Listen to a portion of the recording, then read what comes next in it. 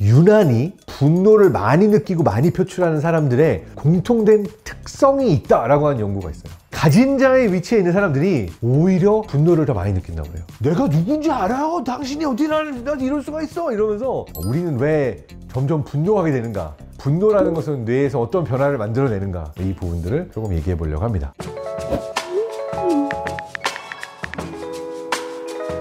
이번 콘텐츠는 제가 굉장히 재밌게 본 넷플릭스 시리즈로 이야기를 시작할까 해요. 제가 넷플릭스를 원래 독일에 있을 때 가입해가지고 독일어 버전, 영어 버전, 한국어 버전으로 추천이 다 뜨게 해놨거든요. 근데 독일어, 영어, 한국어로 다 저에게 추천된 콘텐츠가 비프, 성난 사람들이었어요. 여러분 보시면서 공감하실 상황 너무 많잖아요. 내가 지금 줄 서 있는데 쓸데없는 얘기를 저 앞에서 저렇게 많이 하고 있냐고. 그리고 내가 지금 후진 넣고서 나가면 당연히 멈춰줘야지. 자기가 위험한 상황으로 하면서 멈춰가지고 썬팅을 해가지고 창문도 안 내리고 뻑큐 날리고 빵빵하고 가고. 진짜 공감이 많이 됐던 영상이었습니다. 사실 그 안에 분노에 되게 많은 메커니즘들이 등장을 합니다. 그래서 오늘은 이 넷플릭스 시리즈에서 보게 됐던 분노의 상황들을 이 뇌과학하고 엮어가지고 한번 풀이를 해볼까 합니다. 분노는 왜 생겨났을까요? 사실 분노 연구를 사람을 대상으로만 하는 게 아니라 동물들을 대상으로도 분노 연구를 합니다. 이 동물에게 위협이 될 만한 상황들을 만들어서 계속해서 자극을 하는 거죠. 그러면 처음에는 반응을 하지 않다가 어느 임계점이 넘게 되면은 폭발을 합니다. 뭔가 나에게 위협이 될 수 있는 상황에 있어서 일종의 반응으로 올라오는 메커니즘의 분노가 있습니다. Fight or Flight Response라고 해서 싸울 것이냐 도망갈 것이냐 라고 하는 이 두 가지 옵션 중에 하나를 선택하게 되는 메커니즘이 자동으로 발동이 되거든요. 그래서 진짜 무서우면 도망을 가고, 그렇지 않으면은 앞으로 뛰어나가면서 물어뜯거나 공격적인 행동을 하면서 싸워서 해결을 하려고 하는 이 두 가지가 본능적으로 모든 동물에게 있는 메커니즘 중에 하나예요. 이때 편도체 활성화가 공통적으로 일어나게 되고, 또 우리 몸에서 호르몬을 분출하고 교감신경계를 쫙 자극시키면서 심박수도 올라가고 호흡도 빨라지고 싸울 준비가 되어 있는, 또는 도망칠 준비가 되는 상황으로 만드는 일을 또 뇌 안에서의 시상 그리고 뇌 호르몬들을 좌우하고 있는 영역이 합니다. 근데 보통의 경우에는 우리가 항상 분노를 하거나 막 당장 도망치거나 하는 게 아니니까 이 뇌에서 근데 이게 이렇게 화낼 만한 일이야? 그리고 내가 지금 화를 내서 싸운다고 이길 수 있는 상대일까? 판단을 해주는 메커니즘을 뇌에서의 전두엽, 전전두엽 쪽의 영역들이 하고 있어요. 그곳에서 보통은 브레이크를 걸죠. 아니야,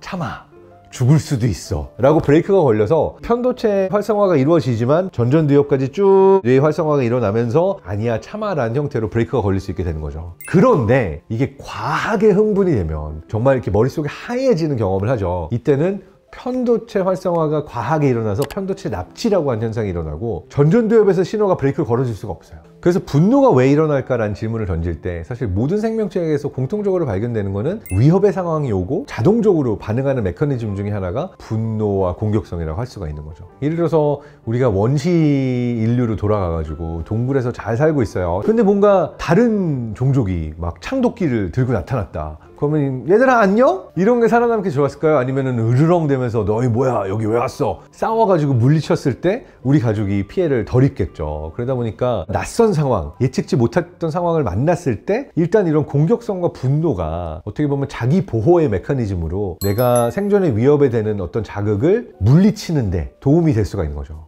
자, 그런데 2013년도에 인지신경과학의 측면에 있어서 분노라는 현상을 분석한 되게 재밌는 논문이 있어요. 이 논문에 따르면은 우리가 분노를 느끼는 상황은 이 위협을 통해서도 분노를 느끼지만 더 크게 분노를 느낄 수 있는 또 다른 메커니즘이 있다라고 얘기를 해요. 좌절에 의한 메커니즘이라고 이야기를 해서 threat-based anger, 그 다음에 frustration-based anger 두 가지를 나눠서 봅니다.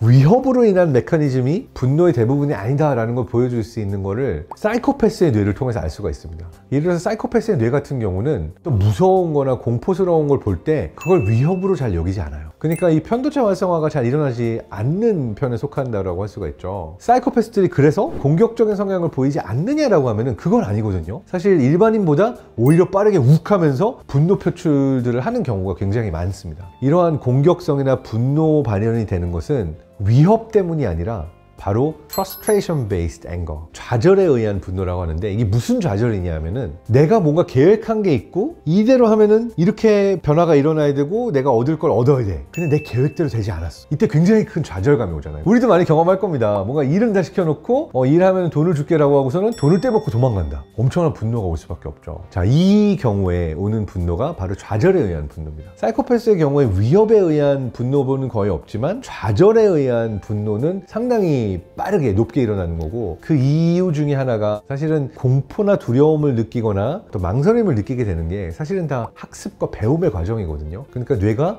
이거는 안 돼, 이거는 나에게 불리한 거야, 이건 해서는 안 되는 거야 라고 학습을 하면서 뭔가 다른 방식으로 보상을 찾아가는 과정에 있는 건데, 이 과정에 있어서 내가 항상 하던 방식이 또는 내가 옳다고 생각했던 무언가가 무너지게 되면은, 이 무너짐으로 인한 좌절을 쉽게 느끼게 되면은 이게 분노로 이어지는 경우들이 또 많다라고 할 수가 있는 거죠. 자, 근데 여기서 흥미로운 거, 우리 모두 분노할 만한 상황들이 많이 생깁니다. 근데 이 중에서 유난히 분노를 많이 느끼고 많이 표출하는 사람들의 공통된 특성이 있다라고 하는 연구가 있어요. 의외로 잘생기고 매력적이고 돈도 잘 벌고 가진 자의 위치에 있는 사람들이 오히려 분노를 더 많이 느낀다고 그래요. 그거는 이렇게 설명을 합니다. 세상이 나를 대우해줘야 된다는 기본적인 기대감이 생겨 있는 거예요. 그러니까 내가 누군지 알아요? 당신이 어디 나한테 이럴 수가 있어? 이러면서 그런 말도 안 되는 소리를 하는 이유가 그들의 뇌 안에 좌절에 의한 분노 메커니즘의 발동 역치가 더 낮아져 있는 거예요. 그러니까 사는 게 다 참는 거고 힘들 일이 많은 거지 라고 하는 사람들의 경우에는 분노에 대한 역치가 높아서 늘 좌절하고 있지만 좌절에 의한 공격성이나 분노 표출까지 잘 안 가는데, 내가 이런 사람인데 나한테 라고 하는 거는 그 사람이 기대치 자체가 일반인과 다르게 높아져 있어서 그런 좌절에 의한 분노 표출의 역치가 낮아져 있기 때문이라고 볼 수가 있는 거죠. 그래서 우리가 이제 위협에 의한 분노 발동과 좌절에 의한 분노 발동을 두 가지 메커니즘에 대해서 서로 다르게 존재한다 라고 봤잖아요. 이걸 우리가 이제 삶 속에 적용해 보면 또 어떻게 볼 수가 있냐면, 우리가 타인에게 분노할 때랑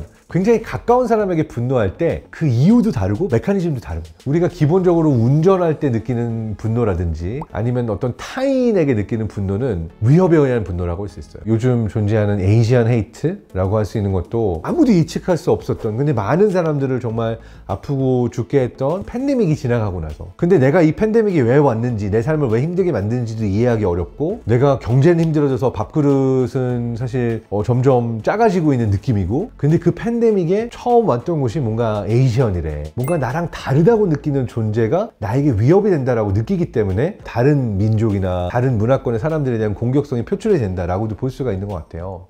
해결할 수 있는 방법은 사실은 친해지고 이 타인이 나에게 위협이 되지 않는다, 사실은 다 우리 같은 사회를 사는 일원이다 라고 인지하게 되는 순간 더 이상 이러한 종류의 분노는 느껴지지 않게 변화할 수도 있는 거죠. 자, 그렇다면 가까운 사람에 대해서 느끼는 분노는 위협에 의한 분노일까요? 아마 아닐 겁니다. 사실 슬픈 일이지만 전혀 필터되지 않은 종류의 분노는 언제 드러나느냐, 나랑 제일 가까운 사람들한테 하는 경우들이 많아요. 엄마, 아빠, 자식 또는 가족. 자, 이거는 어떠한 이유 때문에 나오는 거냐면 내가 예측하고 있는 바가 있어서 나오는 분노예요. 그러니까 말하자면 가족끼리는 기본적으로 서로 챙겨줘야 되고 이건 아니지 라고 생각하는 나만의 스탠더드, 나만의 기본이 있는데, 이 예측을 벗어나는 행동이 나올 때 많이 화가 나는 겁니다. 가족에게 그런 큰 분노를 느끼는 이유는 사실 뇌 안에서 나라고 느낄 때 활성화되는 영역과 내 가족이 가져가는 영역이 아주 가깝게 있고, 심지어는 나랑 가족이 잘 구분이 되지 않을 때도 있어요. 가족이 하고 있는 것도, 가족이 먹고 있는 음식도, 가족이 하는 모든 행동도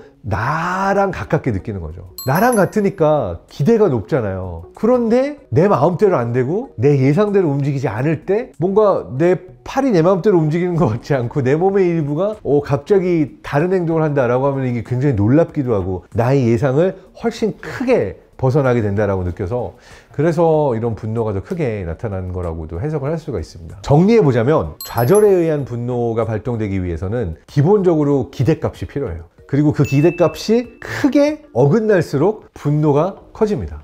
그래서 내가 이렇게 분노가 많다면 어떻게 해야 되는데, 보통은 분노 조절 장애가 있을 경우에 기본적으로는 행동인지 치료라고 해서 CBT, Cognitive Behavioral Therapy를 많이 받거든요. 정신과나 심리학과에서. 여기에서 가장 중요한 메커니즘은 그겁니다. 내가 어느 트리거, 어느 포인트에 분노하는가, 이거를 자기 스스로를 관찰하면서 알아내야 되고요. 그 다음에 내가 분노할 때 내 몸의 반응이 어떻게 바뀌는가 라고 하는 거를 스스로 관찰할 수 있는 능력을 얻게 되면은 1차적으로 나의 분노에 대한 제어력이 생깁니다. 이렇게 내 스스로의 행동을 관찰하고 내가 어느 포인트에 분노가 폭발하는지를 알 수 있게 되면 이것 자체가 또 전전두엽을 활성화시키면서 내가 나 스스로를 제어할 수 있는 브레이크를 강화시켜주는 역할을 하거든요. 그래서 가장 중요한 것은 스스로 기록도 하고 관찰도 하면서 어떤 포인트가 나를 분노하게 하는가, 어느 상황이 나를 분노하게 하는가를 스스로 잘 알고 있는 것이 중요합니다. 여기에 포함이 되는 거는 이 근육들을 풀어주는 것도 아주 좋은 엑서사이즈가 돼요. 보통은 경직이 되고 내가 굉장히 딱딱하게 근육이 굳으면서 분노와 함께 갑니다. 내가 분노하려고 할 때 심호흡하고 근육들을 일단 풀어주고, 그리고 내가 어느 포인트에 내 스스로 반응하고 있다는 걸 관찰만 할 수 있어도 스스로의 분노 반응을 조절하는 데 아주 많은 도움이 됩니다. 사실 요즘 분노할 일이 많은 세상인 것 같습니다. 그렇지만 이렇게 분노할 일이 많은 세상 속에서도 여러분 모두 마인드 컨트롤, 브레인 컨트롤, 여러분의 뇌와 마음을 잘 제어하는 능력을 얻으시면서 우리가 조금 덜 분노하기를, 그리고 스스로를 제어할 수 있기를 바라면서 오늘 영상을 마치도록 하겠습니다. 여러분, 분노할 이유들이 별로 없어지는 그런 세상이 오기를 바라면서 오늘 영상을 마칩니다. 여러분, 화이팅!